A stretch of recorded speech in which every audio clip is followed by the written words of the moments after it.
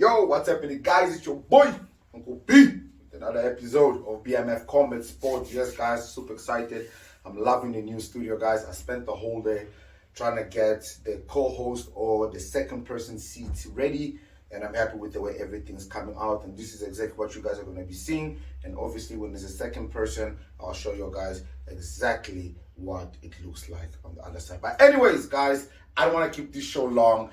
Yes, I gotta talk about it, guys. Rise or fall. I don't think this is necessary. I don't. But then again, okay. But anyways, I want to talk UFC 280, Islam versus Charles. Guys, this fight has got the MMA world split. I don't really think it's got the MMA world split. I think it's just revealed that Muslims are very loyal to Muslim fighters, and they would support them regardless. So, guys, I gotta be honest. I want Charles Oliveira to win this fight, no doubt. Okay, I've been looking at these stats from day one, just trying to figure out, does stats matter? Will it count for anything? Will it matter on the night? And honestly, guys, I think the stats, as good as they look, and as much as we always like talking stats, I don't think the stats are going to matter on the nights. Charles Oliveira, 32 years old. Islam, 30 years old. Now check this out. 42 fights for Charles Oliveira versus 23. That's almost half the fights that Charles has. 33 wins versus 22 wins. 8 losses versus 1, 9 KOs versus 4, 21 subs versus 10, 91% finish rate versus 64, height of 5'10", 5'10", so they have the same height. It didn't look like it, but there's a difference of a 4-inch reach for Charles. Guys, look, I want to look at all these stats. I want to say, hey, we know Charles has fought better competition than Islam. That's the reason why Charles wins. I want to believe all that. I've used it in arguments on Twitter, but I gotta be honest, I am scared, bro. I'm worried because there's just something about this Dagestanian wrestling that, oh man, when these guys just pin you down, they pin you down. I don't think Islam is as good as Khabib, to be honest. So I don't think Islam will be able to keep Charles down. I honestly don't think it.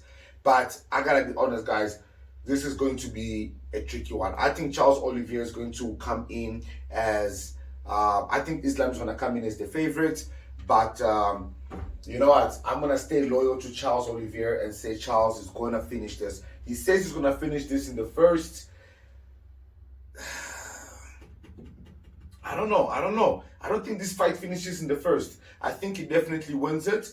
The longer the fight goes, the trickier it becomes for Charles. But I think Charles wins this fight, yeah, maybe in the first or second. Guys, not to take it long, I wanted to talk about another fight, which is a fight that, you know what, I think I'm choosing the winner purely because everybody is just being a hater when it comes to this guy, and I honestly think bro deserves to be cut some slack, and I'm talking about Aljamain Sterling versus TJ Dillashaw. Now, guys, I'm not going to come here and be on some, hey, TJ doped, hey, TJ did this, hey, TJ did that. I'm not about that.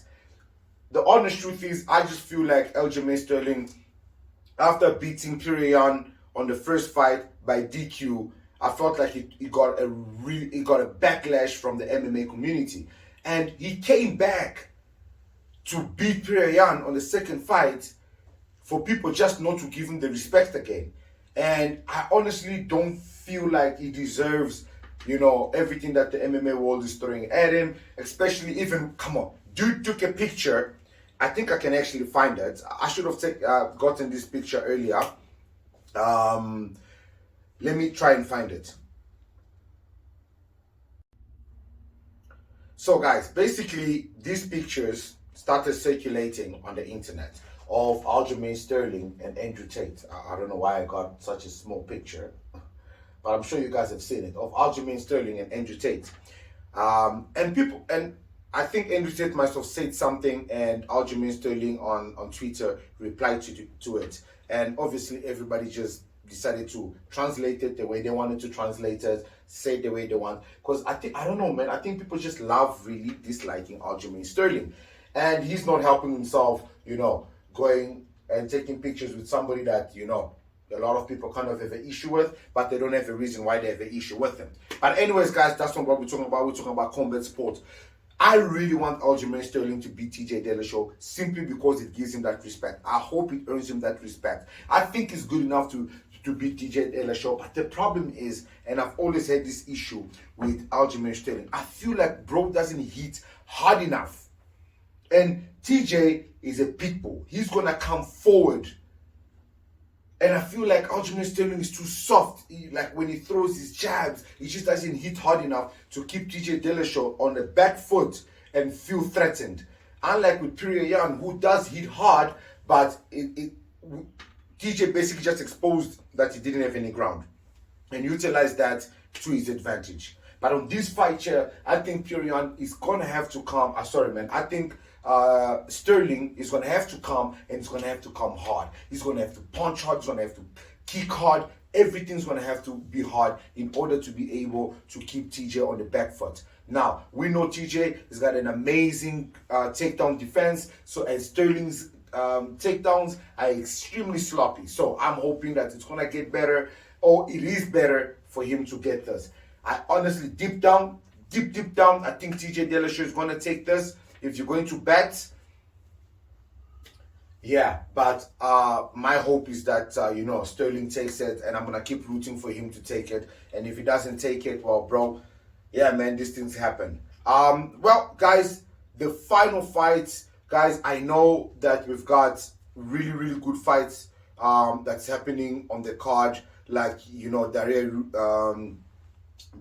Darius and Mateus are fighting. 21-1, 2-1-4. This fight is going to be ridiculous.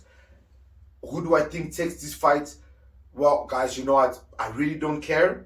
Either one of these guys winning and, just bettering their record makes it better for this division. So I'm really excited to see this fight here, including Caitlin versus Menon. I want to see how these fights turn out. I don't have a favorite on either one of those.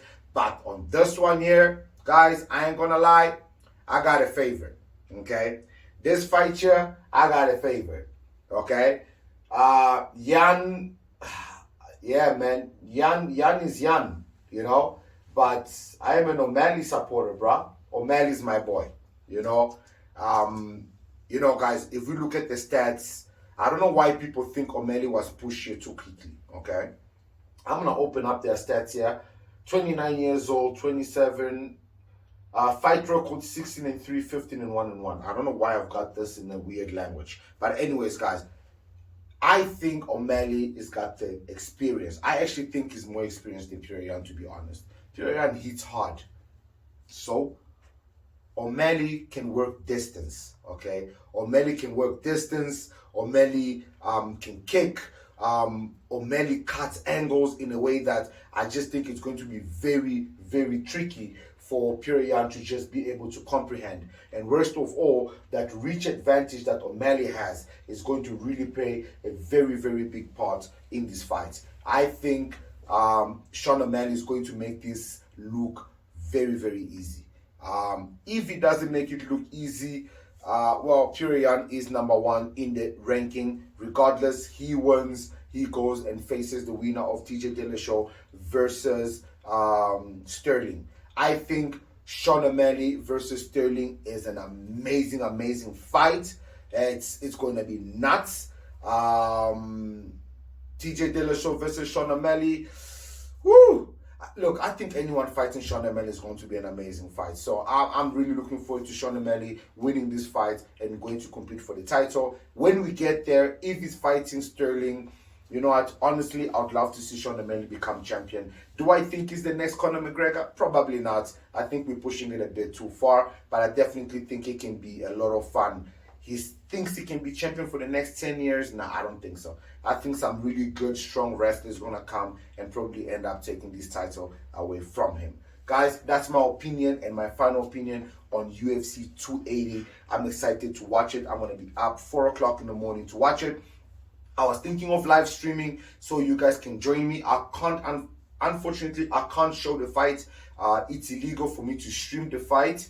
But I can comment on the fight if you guys want to join me while you guys are watching it at home, while I'm live streaming in the studio, and we can both share ideas and let me know. I'll definitely do it. I'm excited about it. But otherwise, yeah, man, guys, see you guys Saturday when the event happens, and we'll come back and see whether my predictions for this fight were correct, and we'll discuss further. Guys, see you guys on the next one, which is EFC 99 and EFC 100.